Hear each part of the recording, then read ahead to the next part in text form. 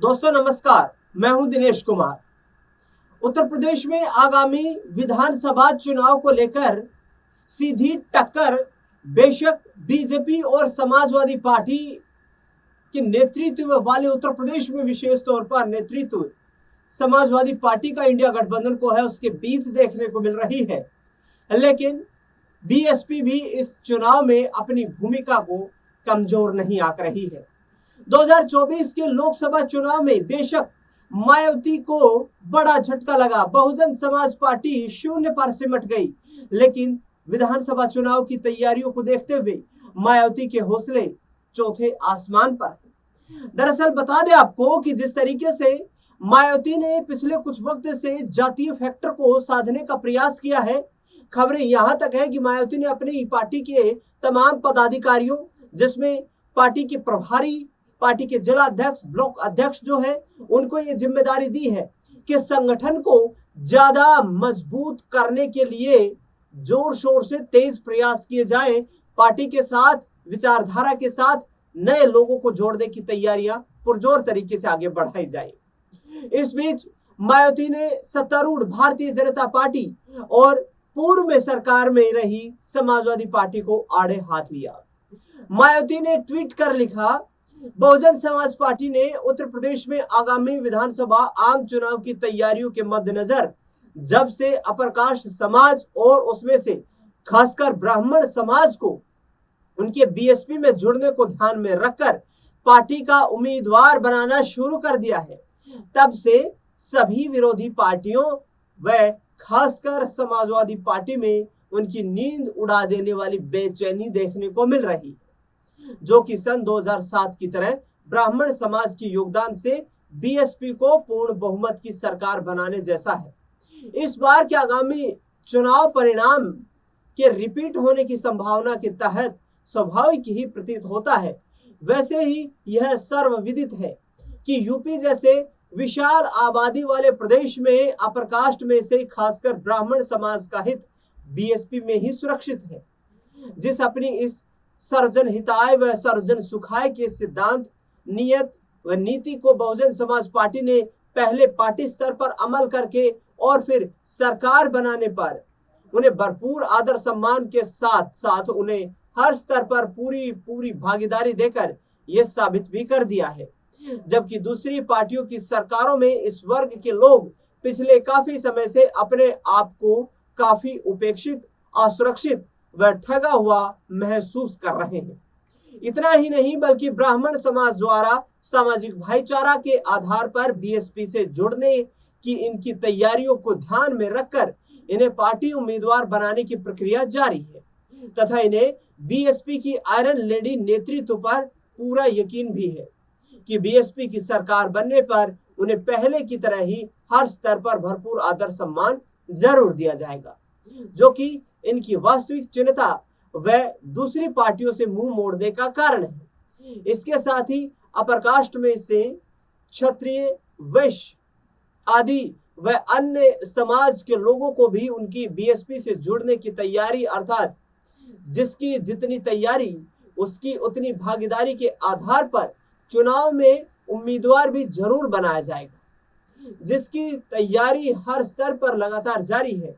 BSP दूसरी पार्टियों की तरह कुछ लोगों को लॉलीपॉप थमाने की संकीर्ण व स्वार्थ की राजनीति नहीं करती, बल्कि पूरे समाज के हित व कल्याण की चिंता करना अपना संवैधानिक कर्तव्य समझती है और इसीलिए बीएसपी की नीति व कार्यक्रम जनहित व जन कल्याण तथा अपराध नियंत्रण व कानून व्यवस्था के मामले में भी देश में जनहित में बेहतरीन होते हैं। ये बातें मायावती ने ट्वीट के माध्यम से एक्स पर लिखी है।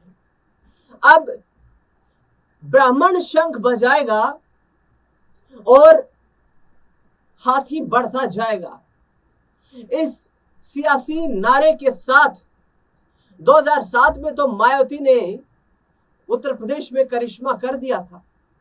उस वक्त मायावती राजनीतिक तौर पर भी काफी मजबूत थी। मायावती की पार्टी का सामना उस वक्त तक भारतीय जनता पार्टी से उस कदर नहीं हो पाया था जितनी भाजपा आज उत्तर प्रदेश में मजबूत है। 2024 के लोकसभा चुनाव ने इसकी बानगी दिखा दी है। 2019 के लोकसभा चुनाव ने इसकी बानगी दिखा दी थी।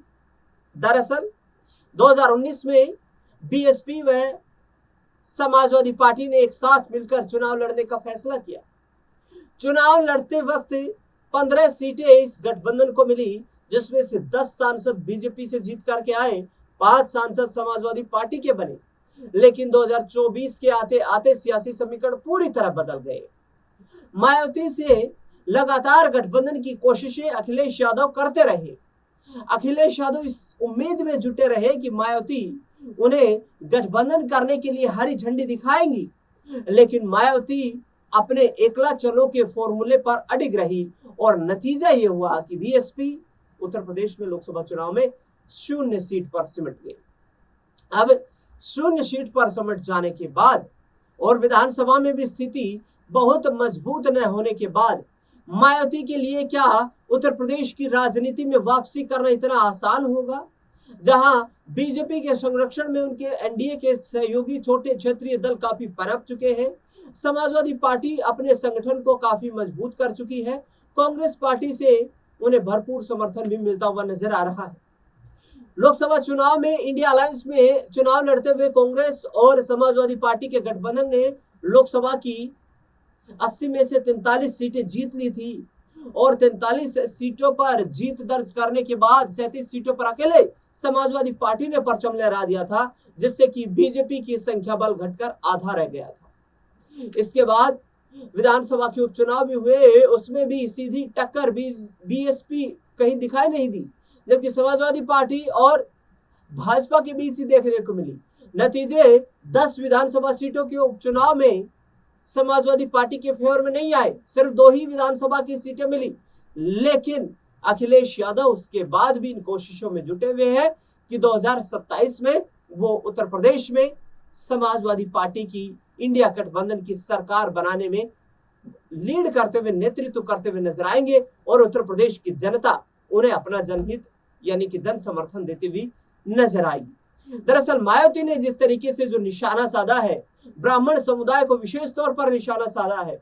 ब्राह्मण समुदाय में यदि मायावती सेंधमारी कर लेती है तो ये मनोवैज्ञानिक दबाव बीजेपी के ऊपर चला जाएगा, क्योंकि यहाँ पर ब्राह्मण समुदाय को बीजेपी का कोर वोट बैंक लंबे समय से माना जाता रहा है और उस ब्राह्मण समुदाय का जो झुकाव है वो भी बीजेपी की तरफ ही देखा जाता रहा है।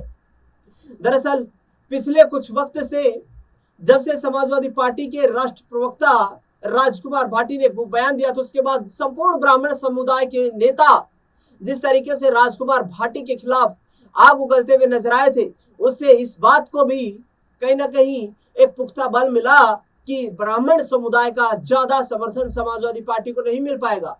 अब यदि उसी फॉर्मूले पर ब्राह्मण शंख बजाएगा, हाथी बढ़ता जाएगा, यदि मायावती उसी फॉर्मूले पर आगे बढ़ती है तो यहां पर मायावती के लिए उत्तर प्रदेश में चुनाव में वापसी करना कुछ हद तक संभव हो पाएगा यहां पर, क्योंकि पिछले विधानसभा चुनाव में स्थिति काफी कमजोर थी। 2022 में सिर्फ 1 सीट पर बीएसपी को विधानसभा के लेवल पर 403 सीटों में से जीत नसीब हुई थी।